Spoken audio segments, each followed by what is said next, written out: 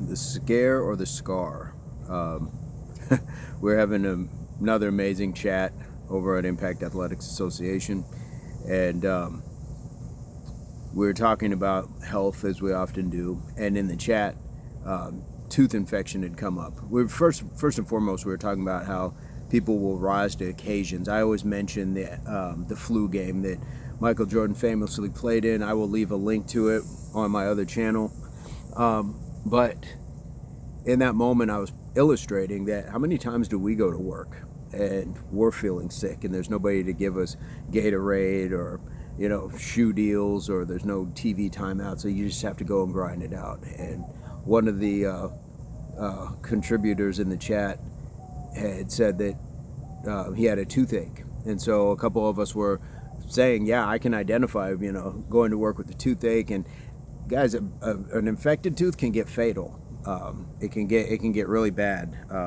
So you want to mind those things. But one of the people said I had to have emergency surgery due to an infected tooth, and I can show you the scare was initially, and then she corrected it and said scar. But I thought that was great. I can show you the scare. Guys, we don't have to learn by going through stuff all the time. And maybe the scare is the scar. If you see something that is going to jar you enough to say, ooh, I don't want that for me. So I don't know if she's got a scar under here or where the scar is. But when you think of a toothache, you usually think of something that's going to go away over time. This was life-saving emergency surgery. So the story and the scar itself tells enough of a story. So that scar can be the scare.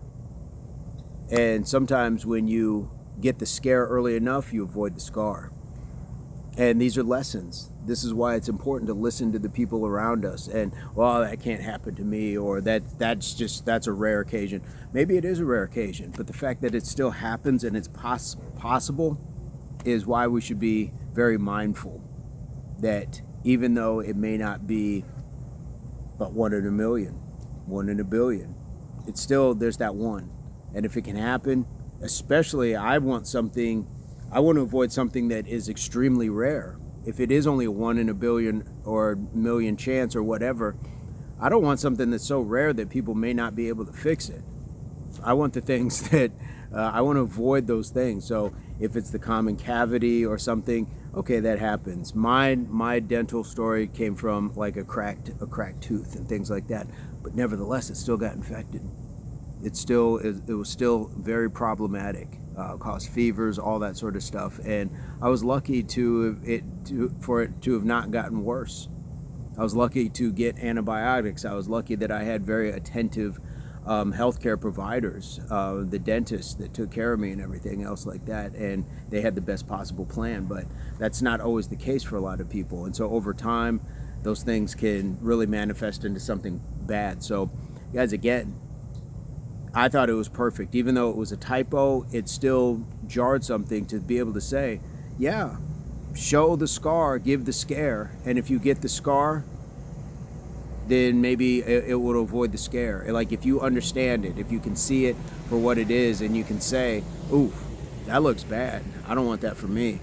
Some things we're not going to be able to avoid. I don't know what brought on this person's need for surgery, but a lot of times, just if we practice the hygiene, if we just practice the daily dentals, the brushing, or whatever else it might be.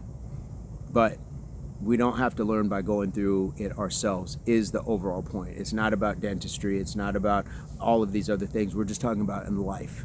If you can see somebody else's scar, maybe that should scare you into not wanting to get that scar. You don't have to go through it to absolutely learn that lesson. We see it on the streets. I don't think I need to be homeless. I've been homeless, but I don't think I need to be homeless again to understand what it's like to have had no money or to have planned in a way that didn't allow this, for me to happen. And a lot of people, it is through usage, through abuse. A lot of times people haven't been able to recognize or get diagnosed for mental health issues. We don't have to go through it in order to understand that it is not inherently good for us. So this is where I'm at. Let me know what your thoughts are. I'm going to keep it short, but leave ace up the sleeve, advice, comment, experience. Please hit the likes, all that stuff. Let me know what your thoughts are, and we can go from there. And I hope this finds everybody in your place, pursuit, or beginnings of total health, mind, body, and soul. Peace, love, unity, solidarity, and as always, subscriptions and videos. So stick around.